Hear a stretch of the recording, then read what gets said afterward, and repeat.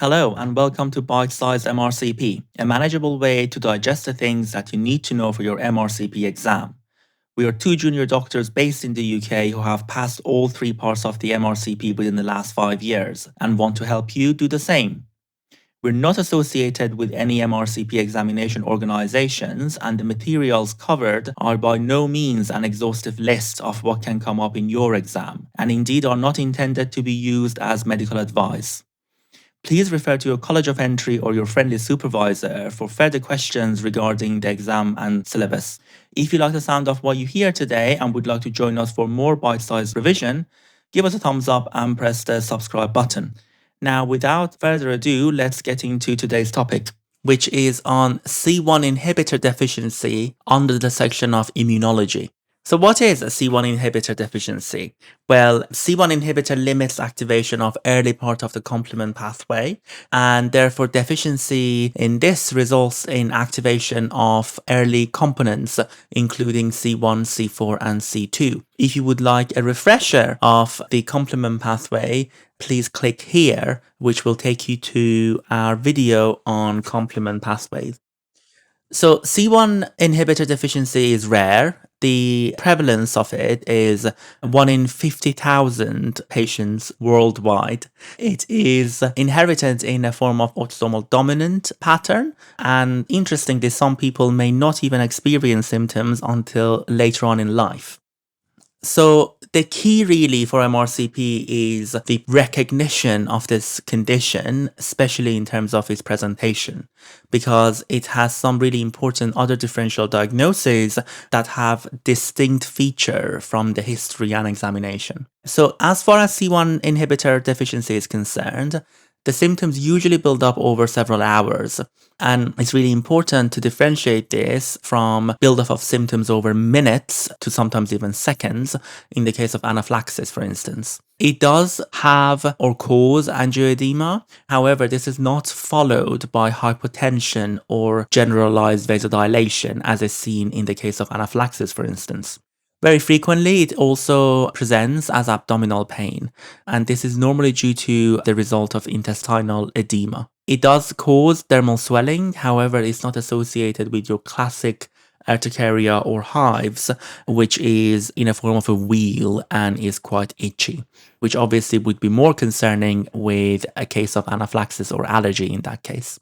Frequent onset is after local trauma, for instance, dental work, minor infections, or even sometimes from significant emotional stress.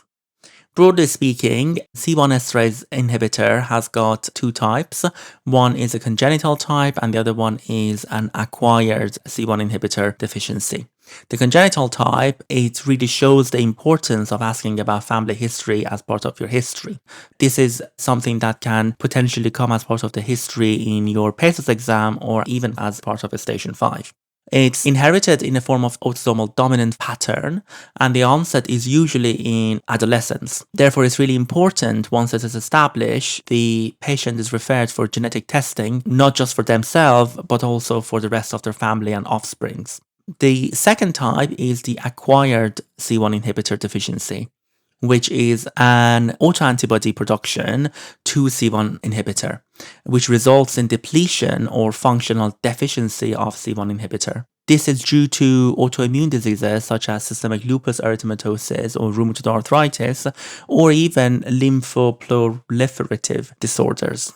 This is a really important slide which quite nicely summarizes the main big differentials for C1 inhibitor deficiency, which include anaphylaxis, drug-induced angioedema, or idiopathic angioedema. And the key factors that you will need to establish as part of your history for the cases of MRCP really is surrounding any evidence of angioedema, urticaria, hypertension, as well as timing. We have already discussed C1 inhibitor deficiency, but let's quickly go over it again. So remember, the timing is usually within several hours. It is associated with angioedema, like is the case in all the others. However, it is not associated with urticaria or hypertension. This is in contrast to anaphylaxis, which is associated with angioedema. It is also associated with urticaria and hypertension. However, the symptoms usually occur within seconds to minutes. We also have drug-induced angioedema, which, as the name suggests, it causes angioedema. However, it is not associated with hypertension. It may or may not cause urticaria. However, importantly, the symptoms will start from hours to days. Quite similar to idiopathic angioedema, in which you will get angioedema. However, it is really quite often associated with urticaria. It is not associated with hypertension, and the symptoms is really quite similar to drug-induced angioedema, which is usually from hours to days. So, in terms of the investigations for a potential case of C1 inhibitor deficiency, as we discussed earlier, the key is in the history and examination finding, with particular attention to timing of events, presence of other symptoms such as hypertension or urticaria, a detailed medication history, especially surrounding ACE inhibitors, as well as family history. Then you can screen for C1 inhibitor deficiency by checking C4 levels. Remember that C4 levels are needed in your complement pathway to actually become activated and then result in a cascade of activation for C1 inhibitor. So by checking for C4 levels, you're indirectly checking also for C1 inhibitor deficiency. You would of course be getting a full blood count with blood film. You will be checking immunoglobulins. You will want to be checking for serum and urine electrophoresis. Doing an ANA and rheumatoid factor and cryoglobulins is also recommended, especially if you're thinking about potentially other autoimmune disorders that have led to your C1 inhibitor deficiency. So let's now talk about the diagnosis of C1 inhibitor deficiency. As discussed earlier, you initially check C4 levels. If your C4 levels are normal, then you can be assured that the patient does not have C1 inhibitor deficiency. It's really important to look for other causes resulting in the angioedema, which is what we discussed earlier. However, if your C4 levels are low or abnormal, then you do need to check for C1 inhibition. And if your C1 inhibitor is low, then you can potentially be dealing with a case of C1 inhibitor deficiency, especially the congenital type. However, if your C1 inhibitor levels are normal, then you would want to check the C1 inhibitor function. And if the function of the C1 inhibitors are poor, then you're probably also dealing with a C1 inhibitor deficiency, probably the acquired type. And if your C1 inhibitor functions are normal, then you're back in the beginning, which is when you were talking about the fact that C1 inhibitor deficiency is probably unlikely, and you need to be thinking about other causes of angioedema in your patient.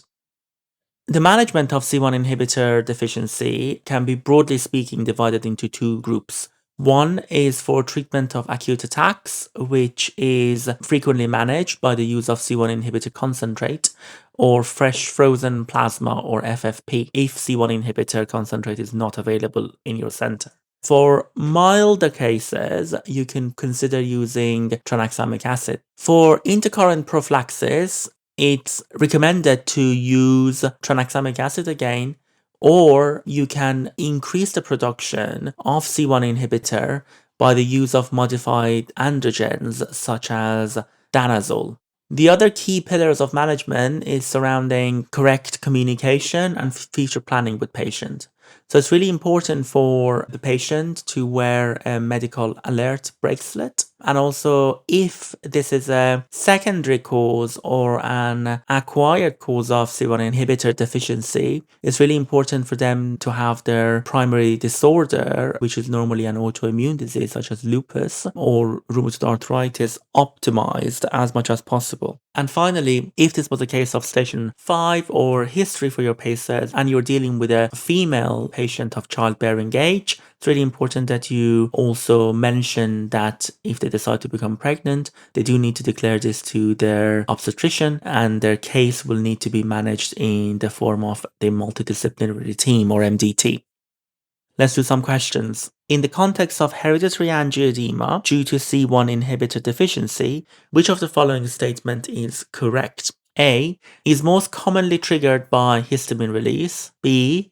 Acute attacks are effectively treated by antihistamines and corticosteroids. C. C1 inhibitor deficiency leads to uncontrolled activation of the kallikrein-kinin system. D is typically associated with urticaria and pruritus. E, C1 inhibitor deficiency is an autosomal recessive disorder. So the correct option is option C, which is C1 inhibitor deficiency leads to uncontrolled activation of the kallikrein-kinin system. The other options are incorrect because remember, this condition is not an anaphylaxis or an anaphylactoid reaction.